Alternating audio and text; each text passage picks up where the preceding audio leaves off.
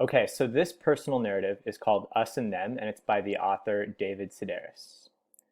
When my family first moved to North Carolina, we lived in a rented house 3 blocks from the school where I would begin the 3rd grade. My mother made friends with one of the neighbors, but one seemed enough for her.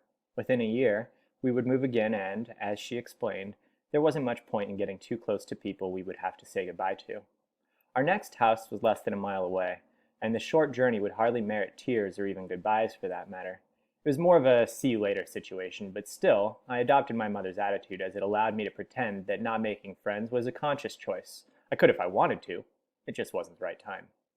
Back in New York State, we had lived in the country, with no sidewalks or streetlights. You could leave the house and still be alone, but here, when you look out the window, you saw other houses and people inside those houses. I hoped that in walking around after dark I might witness a murder, but for the most part our neighbors just sat in their living rooms watching TV. The only place that seemed truly different was owned by a man named Mr. Tomkey, who did not believe in television. This was told to us by our mother's friend who dropped by one afternoon with a basket full of okra. The woman did not editorialize, rather, she just presented her information, leaving her listener to make of it what she might. Had my mother said, "That's the craziest thing I've ever heard in my life," I assumed that the friend would have agreed, and had she said, "3 cheers for Mr. Tomkey," the friend would have likely agreed as well. It was a kind of test, as was the okra. To say that you did not believe in television was different from saying that you did not care for it. Belief implied that television had a master plan and that you were against it. It also suggested that you thought too much. When my mother reported that Mr. Tomkey did not believe in television, my father said, "Well, good for him. I don't know that I believe in it either." "That's exactly how I feel," my mother said, and then my parents watched the news and whatever came on after the news. Word spread that Mr. Tomkey did not own a television, and you began hearing that while this was all very well and good, it was unfair of him to inflict his beliefs upon others, specifically his innocent wife and children. It was speculated that just as the blind man develops a keener sense of hearing, the family must somehow compensate for their loss. "Maybe they read," my mother's friends said. "Maybe they listen to the radio. But you can bet your boots they're doing something." I wanted to know what this something was, and so I began peering through the Tomkeys' windows. During the day, I'd stand across the street from their house, acting as though I were waiting for someone, and at night, when the view was better and I had less chance of being discovered, I would creep into their yard and hide in the bushes beside their fence.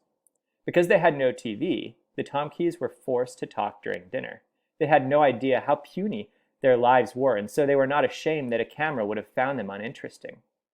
They did not know what attractive was, or what dinner was supposed to look like, or even what time people were supposed to eat. Sometimes they wouldn't sit down until 8 o'clock, long after everyone else had finished doing the dishes. During the meal, Mr. Tomkey would occasionally pound the table and point at his children with a fork. But the moment he finished, everyone would start laughing.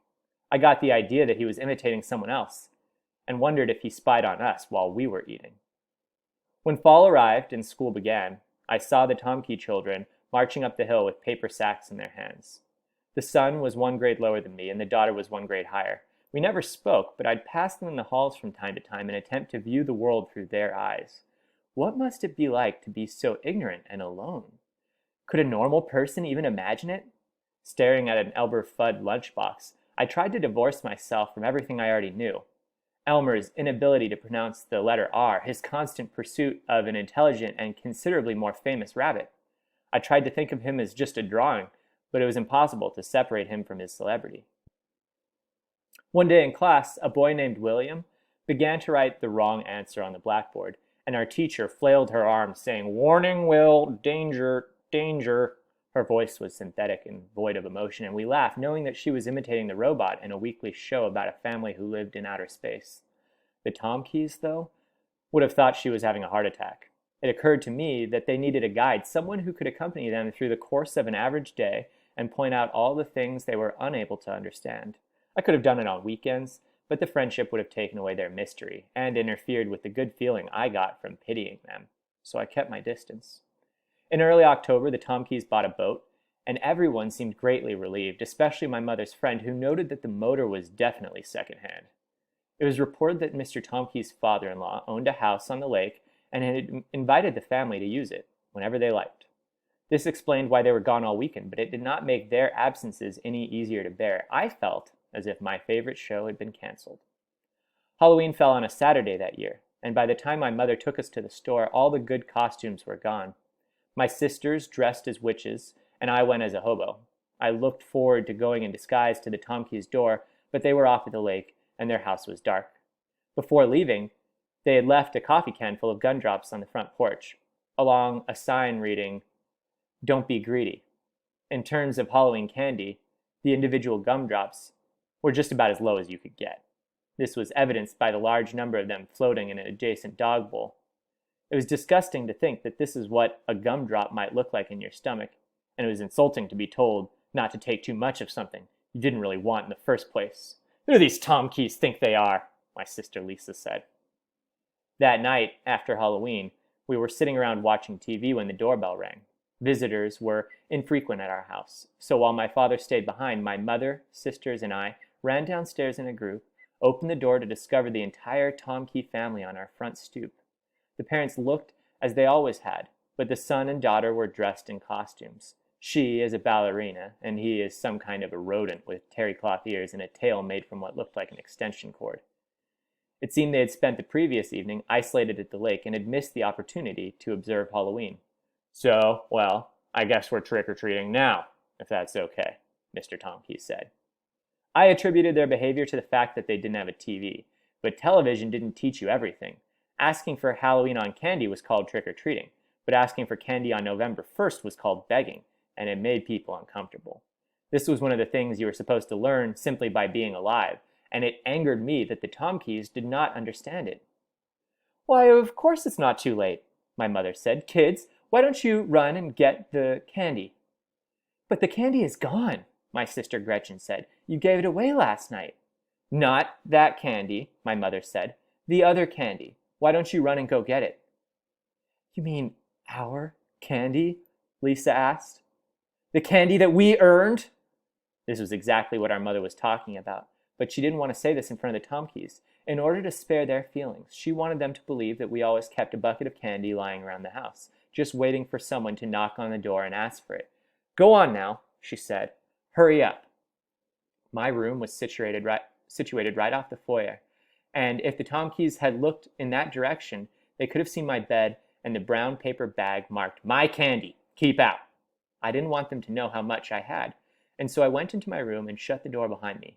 Then I closed the curtains and emptied the bag onto the bed, searching for whatever was the crummiest. All my life, chocolate has made me ill. I don't know if I'm allergic or what, but even the smallest amount leaves me with a blinding headache.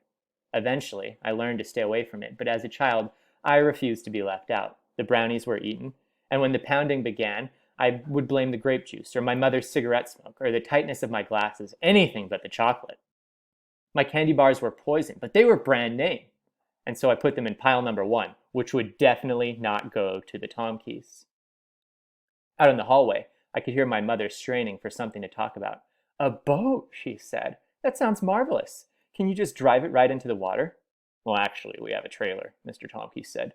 "So what we do is we back it into the lake." "Oh, a trailer. What kind is it?" "Well, it's a boat trailer," Mr. Tomkey said. "Right, but is it wooden or, I guess what I'm asking is what style trailer do you have?" Behind my mother's words were 2 messages. The first and most obvious was, "Yes, I am talking about boat trailers, but also I am dying." The second, meant only for my sisters and me, was, "If you do not immediately step forward with that candy, you will never again experience freedom, happiness, or the possibility of my warm embrace." I knew that it was just a matter of time before she came into my room and started collecting the candy herself, grabbing indiscriminately with no regard to my rating system. Had I been thinking straight, I would have hidden the most valuable items in my dresser drawer, but instead, panicked by the thought of her hand on my doorknob, I tore off the wrappers and began cramming the candy bars into my mouth, desperately, like someone in a contest. Most were miniature, which made them easier to accommodate, but there was only so much room, and it was hard to chew and fit more in at the same time. The headache began immediately, and I chalked it up to tension.